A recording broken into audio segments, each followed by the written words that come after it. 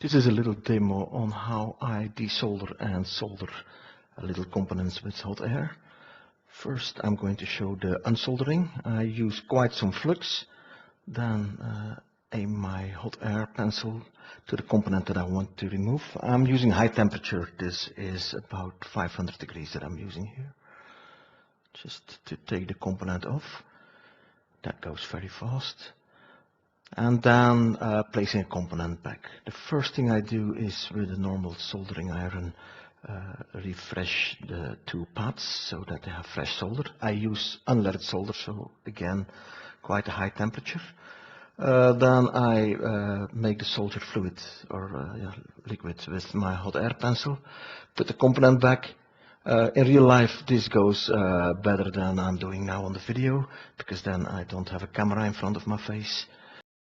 But anyways, the component is there.